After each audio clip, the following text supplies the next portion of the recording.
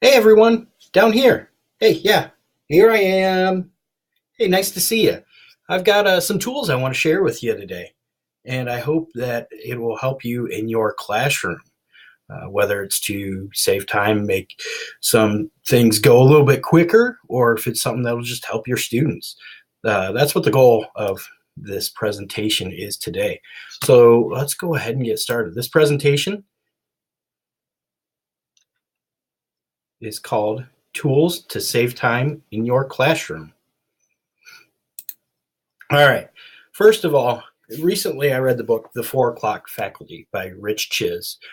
This book is all about not only facilitating professional development in a meaningful way, but also to take control of your own learning.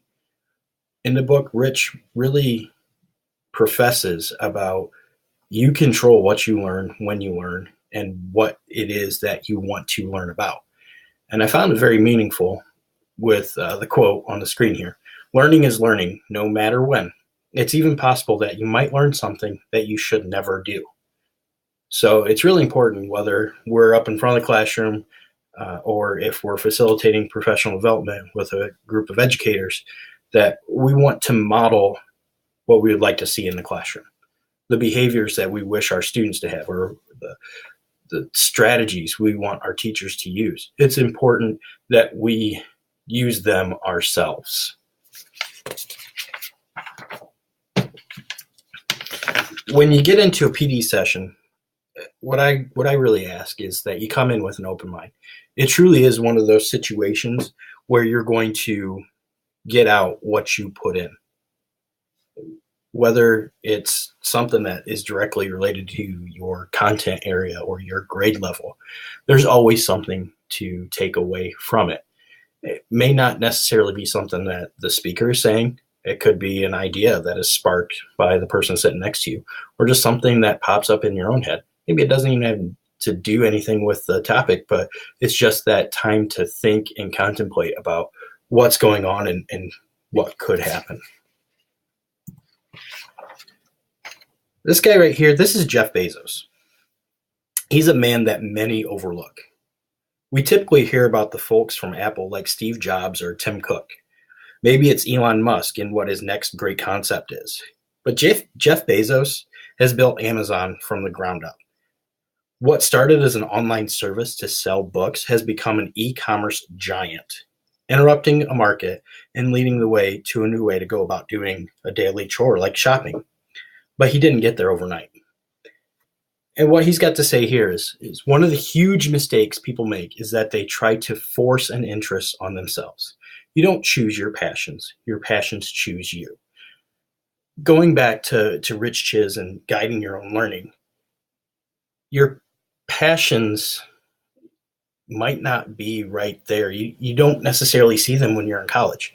I had no idea that I wanted to get into educational technology when I was going to Heidelberg and learning about social studies, integrated social studies. It was over the course of time I found what worked for me, and I really found my passion there.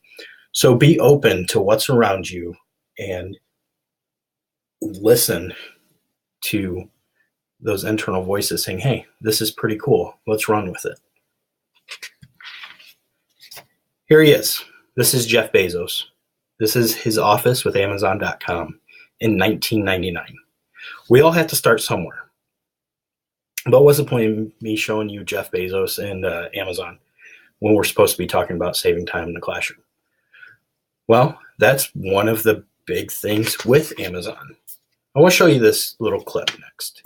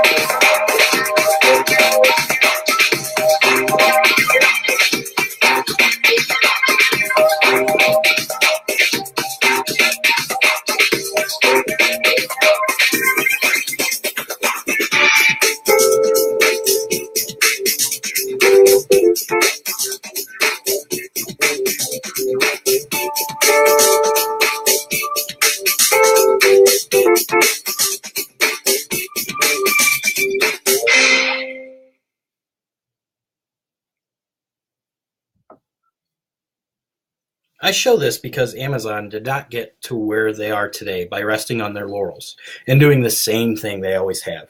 They capitalized on technology and innovated to blaze their own path. Not everything they have done has been successful, but they reflect and adjust.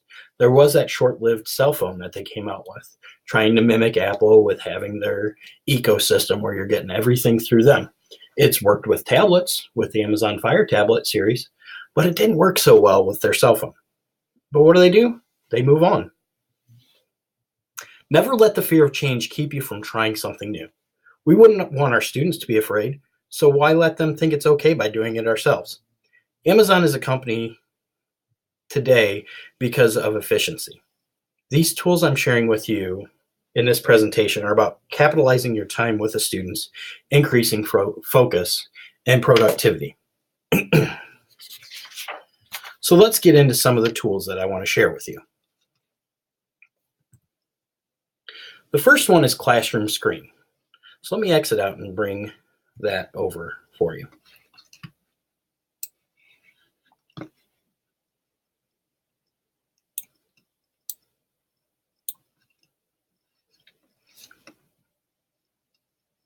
Okay, Classroom Screen. Here's what I love about it. If you have a projector or a TV system, something in your room in front of the students to just be there when they walk in, there's tons of tools right at your fingertips to use, and there's no login required, so you don't have to worry about remembering a password. First of all, you can change the language. Obviously, you're going to stick with English for that. You can change the background, so you got a wide variety to choose from. Maybe you just want a solid color. Or you can even upload pictures or shuffle. There's a few different options here. So let's go ahead and close that out. Next thing, this is really great for teachers that want to randomly pick names, maybe to call on students or to assign jobs.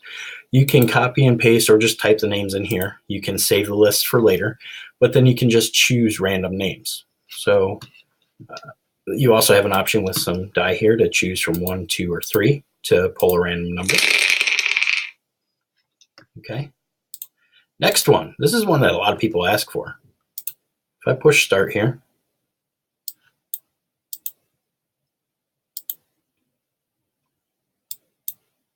this is a microphone for the classroom.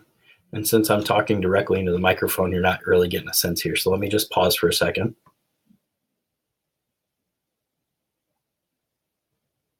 So you can adjust the sensitivity of the microphone. Let's go all the way down to 1. When we adjust that and we can set the acceptable level in the classroom, the students can glance up at the board and know whether or not how loud they are is okay. So let's go ahead and close that one. Next one is a QR code generator. So if your students have tablets or if they're using their phones in the room, you can just simply copy and paste. So this is the classroom screen. Let me just go grab a different one to show you how quick and easy it is. Hit enter, and there you go. You see how the QR code changed. And we can make it larger so that they can see it from all around the room. And these tools, you can have them all open at once. Shuffle them around wherever you'd like them on the screen. Okay. Next one. This is for drawing on. So if you don't have an actual smart board, but you need some interactive space where you can draw notes, or you can use this to type notes. You also have a smaller inline one, so you can hand draw a message. You have a few different options here. You can change how thick the line is right up here. Change color. There we go. Or erase the whole thing. Next one, this text box. Here you can go and give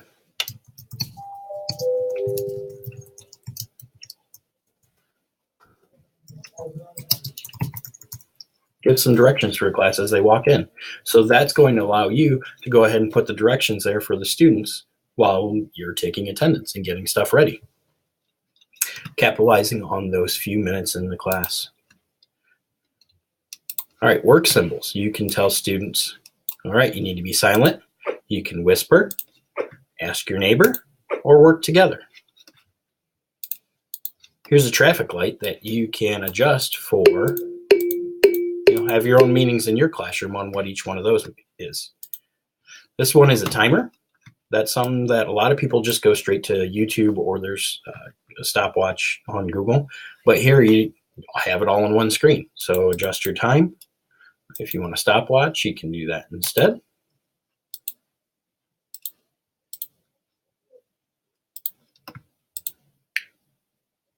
Okay. And then this one is a clock. You can also have the calendar on there. So that can just be there for the students to see. There's a button here, down here in the corner, make it go full screen. And there's also this one for an exit poll for your students. By clicking on this one, maybe you have it up on the board, or even you just have it on like an iPad as they're walking out the door for the day. They can quickly just tap what they thought from today's lesson. And we know they're all going to be happy with it. Now let's show the results. And there you go. So you can have a quick glance at a little bit of formative assessment maybe, or just an idea of how your lesson went today so you can reflect and move on. Okay, that's all for Classroom Screen. So let's go ahead and move on to the next one.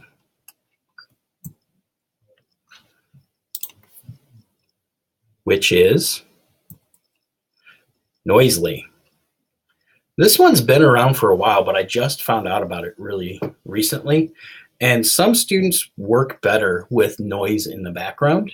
I know myself, if it's silent in the room, I struggle to be able to maintain focus. I need a little bit of that noise in the background to really narrow in on what it is I'm trying to do. So let's take a look at that one.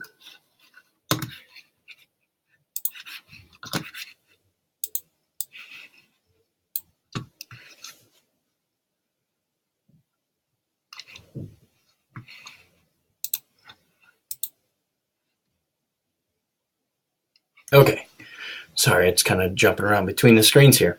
All right, so with Noisely, I can go ahead and push random. And hopefully you can hear that in the microphone there. But I can adjust the sound levels. You see that's the train tracks. It looks like there's a fan going as well. You can create an account if you want to save specific sounds, but you don't have to. We can do productivity, we can do relax, we have buttons to share it, or we can just simply click on the ones we want. Okay, you get the point with that.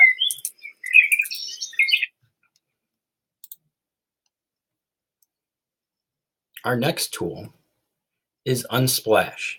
This isn't necessarily going to be one that's going to save you time, but it is a great option for going and getting resources for your classroom. If you're making presentations, slideshows on whatever program it is you're doing, you should really practice what we preach and get Creative Commons licensed photos. Now, Unsplash, this website is full of tons of professional photographers that are gifting their images for anyone to use.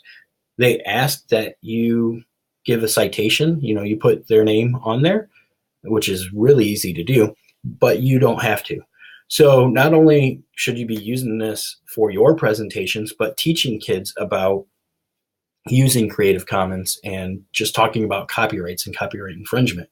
So many of us just go right to the image search on Google and grab whatever we want off of there.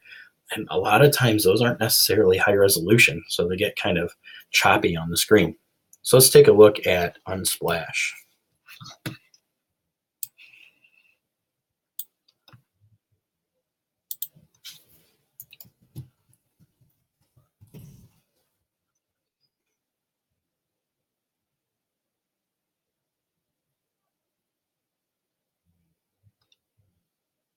Okay, I'm not really sure what's going on with it today.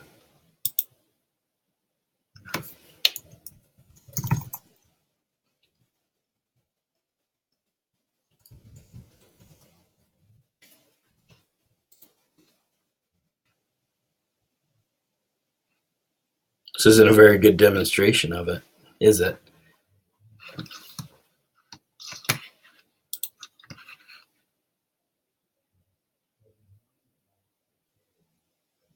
Oh, it looks like it popped over on this screen.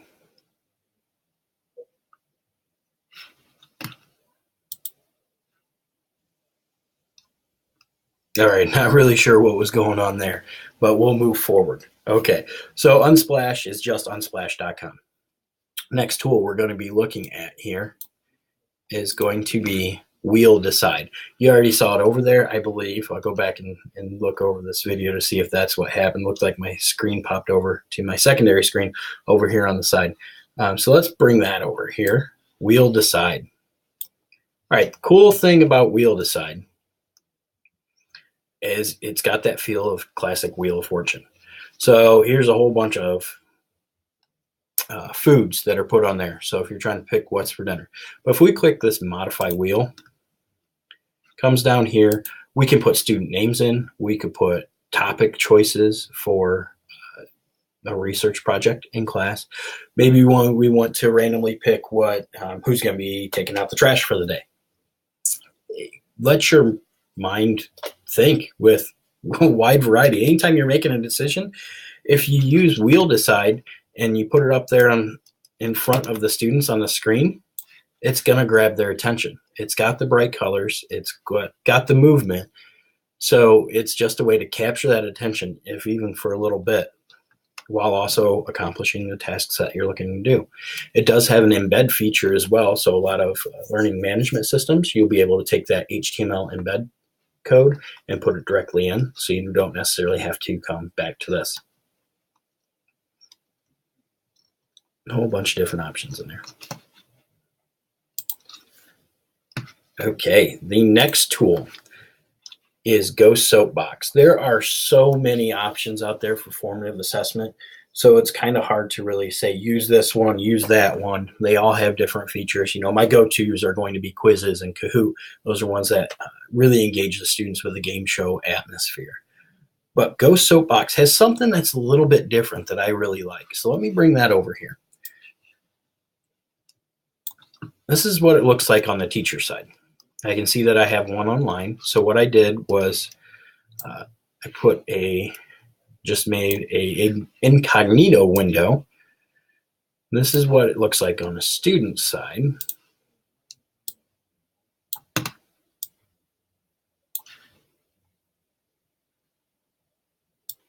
Okay, let's get them side by side here. All right, so here's the teacher side, here's the student side. And all I have going right now is this confusion barometer. This is what sets Go Soapbox apart. So at any time, if you have this set to be on the barometer, students in your classroom, this is the choice they see. I'm getting it or I'm confused. And here we see it pop up immediately on the teacher side that, hey, somebody's not getting that. And especially if you're seeing that you have 20 kids in here and 10 of them are confused, that's telling you to pull back the reins and go figure out what's going on. Maybe it was the way you worded something. Adjust your lesson plan on the fly to really capture the student's attention and focus on delivering that content in a means that really helps them learn. You have the classic stuff like creating a quiz and creating poll and creating discussion as well. So it's a lot like all the other formative assessment tools, but I really love this confusion barometer option. So let's go ahead and close Go Soapbox. All right, next one, podcasts. There are a bunch of educational podcasts. Now, this isn't necessarily going to save you time in a classroom, but it's a way to maximize your time as an educator. So if you're grading papers, you're in your planning period, or if you have a long commute to work, listening to podcasts is a great way to learn techniques from other people that are out there. My current favorite is the Wired Educator podcast. It's by Kelly Croy. He's at Port Clinton City Schools as the Director of Innovation and Instruction. He gets authors from everywhere. Not just authors, he gets teachers and everything too. But I've really found that listening to an episode of Wired Educator, you hear from like-minded people that are experts in their area, and it gets you recharged, ready to go, get back into action with your students. Kelly's episodes are typically about an hour in length, so it's good for your planning period. Heck, I've even found myself at the grocery store. I just put the headphones in, listen to them on my phone, and I really was able to take away from stuff. I found myself taking notes while I was, trying to grab lettuce to make a salad later on in the day. Next, Yell Key. Oh, sharing links with students that have devices can be difficult. So, Yell Key, what it does, it's different than your typical URL shortener. If you use Bitly or Owly or one of those, it's case sensitive and kids can get frustrated. And when I've used it, I found myself repeating myself so many times. Yell Key allows you to just cut and paste the link directly into the bar. Let me pull it over here.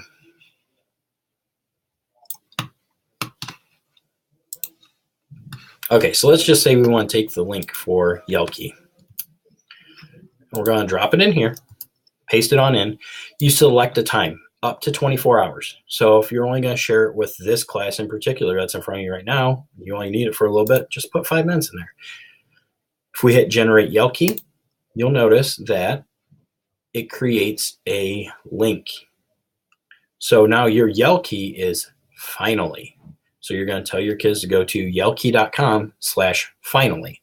Much easier to say. It uses words that are easy to pronounce, easy to understand, and simple to get to. So now if a student goes to yellkey.com/finally, you saw it just redirect right there. Okay, and as I glance over on my other screen here, I see that I didn't grab Wired Educator to show you. So here's the Wired Educator podcast actual website. You can go through and look at the podcasts that are available.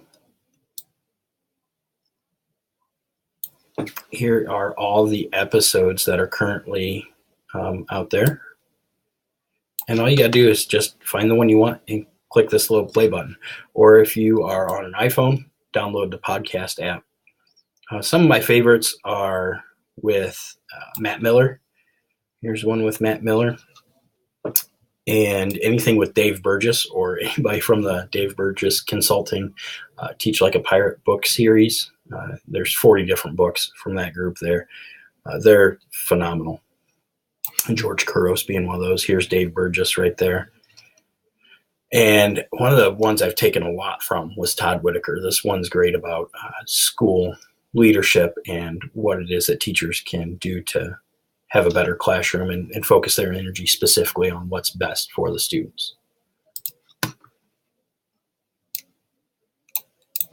Okay, tab resize. This is a Chrome extension. I believe it's also available for Firefox, but like always, I'm going to highly recommend that you use Google Chrome as your web browser of choice. So to use it, one of the things that I love with Windows over Mac, which is hard for me to say because I'm an Apple person through and through, but Windows has the snap feature where you can just drag a window off to the side and it snaps in place and you can do side-by-side windows easily. Just click and drag and then it pops right in place. So when I was in a classroom and I was doing my grading, I would have a screen over here and maybe a screen over here, and I could go back and forth and put in my grades pretty easily. Or anytime I'm comparing two things side by side, it's a great option. Now tab resize, this brings it to Chrome. So you just go, it's if you do a Google search, I'll have the links for it at the end here. But it's in the Chrome Web Store. And here's an example of what it does. You can select how many tabs you want to open and how they're going to be set on the screen. I use it right up here. So you can see you got the one by one, the side by side.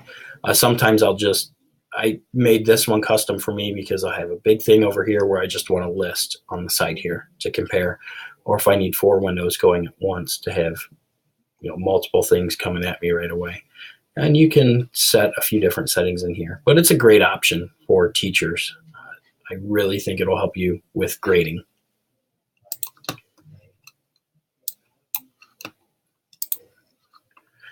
Okay, and I believe this is the last resource for you during this little sit-down session. This one's called OneTab. I can't tell you how many times I'll stop in a classroom and I'll take a glance at a teacher's computer and they'll have 30 tabs across the top. When you're doing that, those tabs a lot of times are actively refreshing. They're taking bandwidth from your internet connection, and they're resource hogs. The more tabs you have open, the more memory is being used on your computer, and that's killing your battery, and it's just making everything else run slower. What OneTab does is takes all of your tabs that you have across the top and drops them into one. So what I did was I created a OneTab for my tabs for this presentation. Here is OneTab in the Chrome Web Store. So this is the logo you're looking for. And here we go. Here is the OneTab. So here's all the links. I had a tab for all of the different things going on here. And I just hit the OneTab button, which is right here. And it drops them all down into one. So you can share it with your students. I can't go back and do it now because I already have it up, but you have an option to hit share so they can use this QR code, or you can even use a Yell key to convert this link right here. So one great option is if you're starting a new chapter and you have a ton of digital resources out there on the web that you want to share with your students, go get them all, drop it into a OneTab, and then just share that OneTab on your Google Classroom or Moodle or whatever it is you're using with your students. So that's all the tools I wanted to share with you today. That's quite a bit to throw at you. If you have any questions, please touch base with me. Here are the links specifically. So here's the OneTab that I just showed you that has all the different resources that you can go directly to. Or here is this presentation itself with they're both bit.ly links. So be mindful that they are case sensitive. So that's all I have for you today. I hope you found something that you can use in your classroom. And if it saves you a minute, well, that's another minute each class period, another minute that you can focus on your students and make it a better classroom for them. So thank you very much. I look forward to hearing back from you. Bye.